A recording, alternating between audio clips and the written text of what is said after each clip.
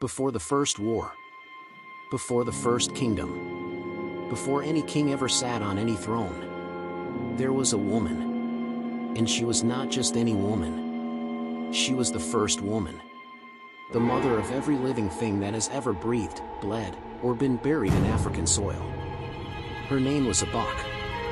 And the story I'm about to tell you is the story of how she, the most beloved woman in all of creation, committed one act. One small, seemingly harmless act that shattered the bond between heaven and earth. Forever. This is not a story they teach in schools. This is a story they whisper. Stay with me. In the beginning, according to the Dinka people of South Sudan, one of the oldest civilizations on this earth, the world was not separated from heaven.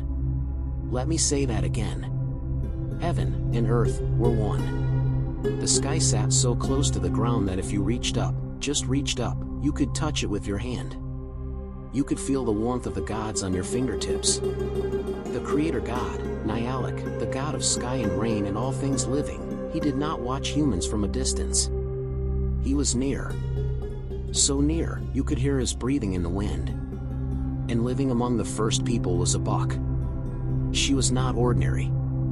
She moved through the world like water moves, finding every crack, filling every empty space. Where she walked, things grew. Where she placed her hands, the soil turned dark and rich. She was the goddess of gardens. The goddess of grain. The goddess of all women. And she was loved. Deeply, completely, unconditionally loved. By Nyalek. By the earth. By the people. She had everything. But you already know what comes next, don't you? Because in every story, in every great myth, the fall always begins at the top. Now Abuk had a son. His name was Deng. Say it slowly. Deng. Even the name sounds like thunder rolling across an open sky. Because that is exactly what he was. Deng was the god of rain. The god of lightning. The spirit of storms and sky and the great open heavens above. He was powerful in the way only sons of powerful mothers can be, not just with strength, but with feeling. He loved fiercely. He protected those he cared about with everything he had. But Deng lived in the sky.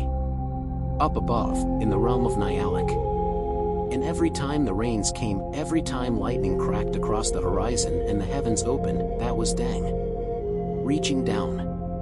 Trying to touch his mother.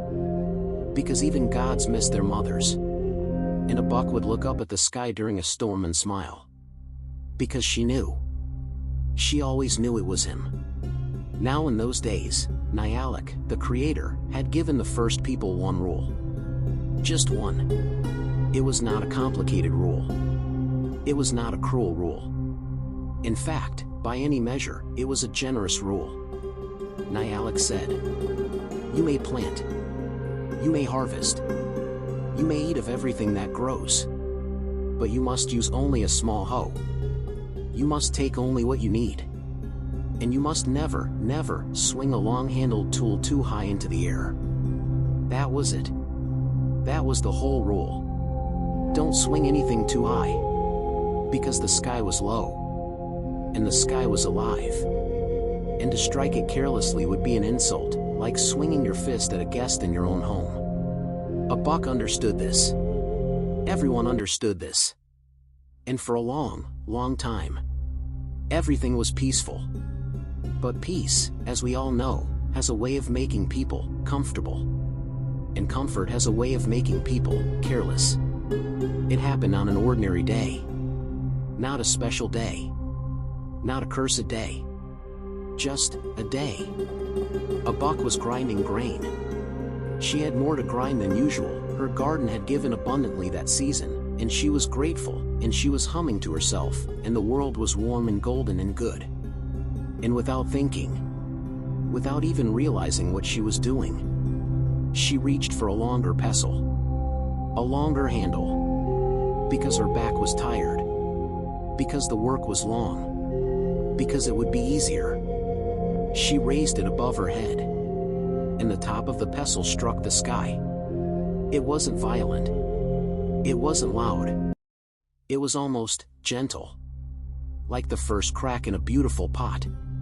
But Nyalek felt it. And Nyalek was not angry the way humans are angry, with shouting and fire and fury. No. Nyalek was angry the way only gods can be angry. Quietly. Permanently. Finally. He said nothing. He simply pulled away. The sky rose. Slowly. Quietly. Like a tide going out. And with it went the warmth of Nyalek's presence. The easy closeness of the divine. The feeling that the gods were right there, just above you, breathing with you, watching over you with open eyes. Gone. The sky that had once been close enough to touch was now so far away it looked like a cold, distant painting. And Deng was pulled with it. Up into the high heavens. Away from his mother. He raged. He sent lightning crashing to earth. He poured rain down in torrents, trying to reach her, trying to come back, trying to close the distance that now stretched between them like an open wound. But he could not come back. Not fully. Not the way it was before. And Abuk stood in her garden and looked up at a sky that now felt like a locked door. And understood, in the way that mothers understand things, deep in the chest where words cannot reach, that her carelessness had cost the world something it would never fully get back. The people wept. Not because their lives were ruined. Not because they went hungry. Not because disaster struck.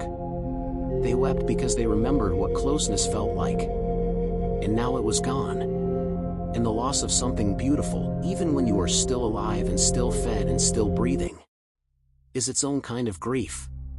But this is the part of the story most people never hear. Because the story didn't end with punishment. It ended with love. Deng never stopped trying to reach his mother. Every rainy season, every time the storms roll in across the savannah, that is him. Reaching down. Every crack of lightning is his voice, calling out. Every downpour is his tears. Every rainbow after the storm, the Dinka say, is Abuk's answer. Her way of saying, I see you. I'm still here. I'm still your mother. And the rain makes things grow. Her gardens still flourish. The grain still rises. Life continues. The separation was real. The loss was real. But so was the love. And the Dinka people learned something from this story that they have carried for thousands of years. That the gods are not distant because they don't care. They are distant because we created the distance. And every time the rains come, every time the sky breaks open and pours itself onto the earth, that is heaven, still trying to come home. The Dinka have lived with this story for thousands of years. They built their entire relationship with the sky, with rain, with planting and harvest, around this myth. When the rains come, they do not just see weather. They see a son who misses his mother. When crops grow, they do not just see food. They see a mother's love, still working, still providing, even from a distance. This is what African mythology does that no other storytelling tradition does in quite the same way. It doesn't just explain the world.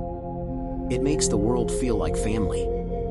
And maybe that's what we've all forgotten. That the distance between us and something sacred is never as far as it seems. My name is Alexander. And these are the African Night Stories. If this story moved you, share it. Not for the algorithm, but because someone in your life needs to hear that the rain is still reaching for them. Subscribe. And I'll see you in the next story.